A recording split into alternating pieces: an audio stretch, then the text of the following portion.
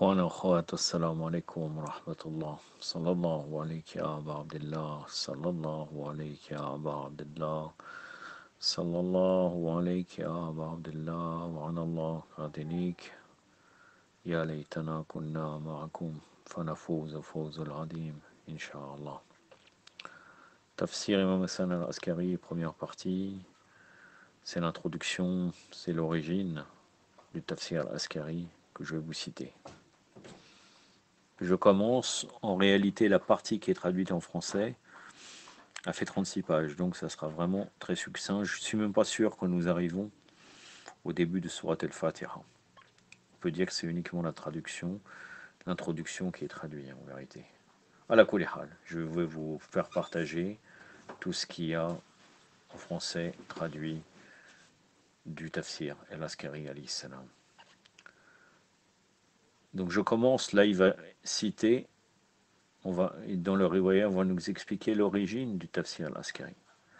Raconté selon Muhammad ibn Ali, ibn Muhammad ibn Ja'far ibn Dahaq, qui a été narré selon les juristes Sher, Abul Hassan, Muhammad ibn Ahmad, ibn Ali ibn al-Hassan ibn Sharzan et Abu Muhammad Ja'far ibn Ahmad ibn Ali al-Qumira, qui a dit que cela a été raconté selon le juriste Sher, Abu Ja'far, Muhammad ibn Ali ibn al-Hussein ibn Moussa ibn Baboué al-Qummi, qui a été informé par Bil Hassan, Muhammad ibn Abil al-Qasim al-Mufassir al-Staradabadi al-Katibra, qui a été informé par Abu Yaqub, Yusuf ibn Muhammad ibn Ziyad et Abdel Hassan, Ali ibn Muhammad ibn Sayyar. Et il est un partisan des imams alayhum salam, qui a dit que leur père était de la secte des imamites, duodécimains, et qu'ils sont venus à bout ensemble de la secte Astaradabadi et Zaydiya, et Hassan ibn Zaïd, qui était un appelant au vrai, était le gouverneur. Il était habitué à écouter les Zaïdites et avait l'habitude d'avoir des personnes tuées par les informations fournies par les espions. Nous avons craint pour nos vies et par nos familles, et donc nous sommes partis vers l'imam Abu Muhammad al-Hassan ibn Ali, Abu Muhammad al-Qa'im. Nous avons gardé nos familles à certains endroits. Ensuite, nous sommes partis chercher l'imam Hassan ibn Ali, alayhi salam, qui nous vit et nous dit: félicitations à vous qui avez cherché le refuge en nous et cherché la guidance chez nous. Alayhi salam. Allah Azzawajal a accepté vos efforts et a changé votre situation de crainte en une situation de paix, et a supprimé vos ennemis de vos têtes, et il y a là une sécurité pour vous et vos biens. Nous étions surpris d'entendre cette parole, et nous n'avions plus aucun doute sur la véracité de son discours. Nous avons dit: ô imam, est-ce que vous nous ordonnez que nous devrions retourner sur la même route dont nous sommes venus de la ville dont nous sommes sortis? Et comment pourrions-nous entrer dans cette ville alors qu'ils sont en guerre contre nous? Et que le gouverneur nous a vigoureusement et sévèrement menacés. L'imam alayhi salam dit à nos pères: laissez derrière vous vos deux fils, que je puisse les enrichir d'une telle connaissance que Allah Azzawajal les fera reconnus par elle. N'ayez crainte de l'espionnage et des informateurs, ainsi que les sanctions du gouverneur, car Allah Azzawajal, le Tout-Puissant, les fera se renverser. Ils viendront à vous pour vous demander votre intercession et votre aide. Abu Yaqub et Abu Hassan ont dit: nos pères ont obéi, nous ont laissés et retournèrent vers leur ville. Donc, l'imam Hassan Askari, alayhi salam, va enseigner à Abu Yaqub et Abu Hassan, deux jeunes. Quand ils sont partis, nous avions l'habitude de nous présenter à l'imam alayhi salam, et il avait l'habitude de se comporter comme un père avec nous et comme un grand-père agirait envers ses enfants. Un jour, alayhi salam, il nous dit: lorsque vous recevrez la nouvelle que vos pères sont en sécurité de leur ennemi par Allah Azzawajal, le Tout-Puissant, et que ma promesse à vos pères deviendront vraies, je remercierai Allah Azzawajal, le Tout-Puissant, en vous enseignant les commentaires du Coran par les récits de la progéniture de Muhammad sallallahu alayhi wa alayhi, et Allah Azzawajal, le Très-Haut, augmentera votre réputation à la grandeur de ceux-ci. Nous étions heureux d'entendre cela et avons dit: ô fils du messager d'Allah sallallahu alayhi wa alayhi, alors nous allons recevoir tout le savoir du Coran et de sa signification. Il répondit: jamais, peu importe ce que je vais vous enseigner, cela sera ce que Al-Sadiq alayhi salam a enseigné à l'un de ses compagnons. Il était si heureux avec cela qu'il dit: ô fils du messager d'Allah, je suis donc maintenant devenu le bénéficiaire de tout le Coran. Donc la situation et la question a été posée aussi à l'époque de l'imam Sadiq C'est-à-dire, si vous m'enseignez, est-ce que j'aurai toute la science du Saint-Coran? Donc l'imam Sadiq alayhi salam lui répond, tu as récolté beaucoup de biens et une vaste grâce, mais qu'il reste une si petite partie du savoir qu'Allah, le Tout-Puissant, dit, si la mer était une encre pour écrire les paroles de mon Seigneur, certes la mer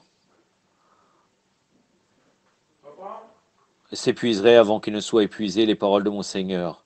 Quand même nous lui apporterions son équivalent comme renfort. Sourate 18, verset 109.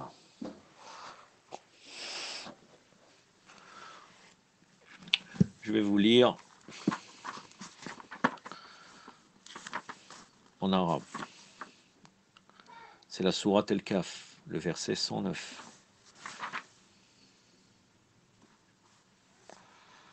أعوذ بالله السميع العليم من الشيطان الرجيم قل لو كان البحر مدادا لكلمات ربي لنفد البحر قبل أن تفد كلمة ربي ولجئنا بمثله مددا صدق الله العلي العظيم. Et il dit, quand bien même tous les arbres de la terre se changeraient en calame, plume pour écrire, quand bien même l'océan sera un océan d'encre où confluerait 7 autres océans, les paroles d'Allah ne s'épuiseraient pas. La sourate 31, le verset 27.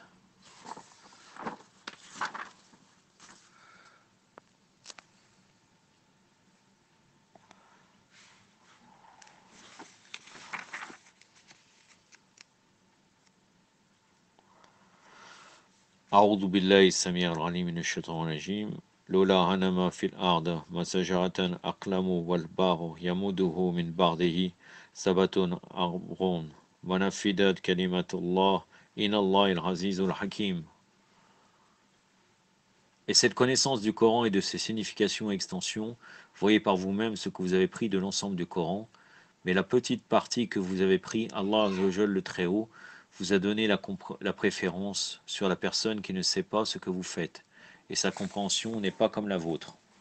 Les deux narrateurs ont dit, nous étions assis en présence de l'imam, alayhi salam, quand un messager est venu avec une lettre de nos pères, avec le message que Hassan ibn Zaïd a ordonné un homme d'être tué par les informations des informateurs Zaïdi, et on a confisqué toute sa fortune. Ils avaient trouvé des écritures dans lesquelles étaient écrites des malédictions, injures sur eux et sur le gouverneur, et que la personne tuée était une personne connue parmi les informateurs et prestigieux parmi eux. Le gouverneur a donc ordonné de leur couper le nez et oreilles, et d'autres ont fui la ville. Le gouverneur commença à regretter ses actions et se repentit, et donna beaucoup de fortune en charité et retourna la fortune confisquée de la personne tuée à ses héritiers et leur a donné l'argent du sang. Ils ont dit, que nous vous pardonnons l'argent du sang, mais le meurtre ne peut être pardonné par nous. Cela revient à celui qui veut tuer, et Allah est le juge. Le gouverneur ensuite fit le vœu avec Allah Azzawajal, le Tout-Puissant, que plus jamais il n'interférera avec les personnes dans leur secte, et il écrivait à nos pères que l'appelant au vrai, Imam Hassan ibn Zaïd nous a envoyé un message via son confident avec son sceau caché garantissant notre sécurité et prenait la responsabilité du retour de notre précédente fortune confisquée, et nous sommes donc retournés vers notre ville et nous lui avons demandé de tenir sa promesse. Le saint Imam Hassan al-Askari alayhi salam a dit, la promesse d'Allah est vraie. 10 jours après, nous recevions une autre lettre de nos pères faisant le constat que l'appelant à la vérité avait tenu ses promesses et nous avait ordonné de servir l'imam, alayhi salam, de grande bénédiction pour avoir tenu sa promesse. Quand l'imam entendit cela, il dit, le temps est venu pour que je vous ai promis, à savoir l'enseignement des explications du Coran. Alors il a dit, est-ce possible pour vous de venir tous les jours que je puisse vous faire écrire quelque chose, et Allah Azzawajal le Très-Haut vous rendra très heureux pour cela. Premièrement, il, alayhi salam, nous a fait écrire certains récits à propos des vertus du Coran et ses gens, à l'Ul-Bayt. Ensuite, il nous a fait écrire les explications pendant que nous étions présents avec lui. Cela a duré 7 ans. Nous avions l'habitude d'écrire quelque chose de lui tous les jours, peu importe combien de mots il nous faisait écrire. La première chose qu'il nous a demandé d'écrire était ceci. L'imam alayhi salam a dit les vertus du Saint-Coran. Donc là, Inch'Allah, je m'arrête ici. Et la prochaine fois, je vous parlerai des vertus du Saint-Coran. Yaktafi bihadal qadr wa sallallahu alayhi wa sallam Muhammadin wa khatihi at-tahirin wa assalamu alaykum wa rahmatullah.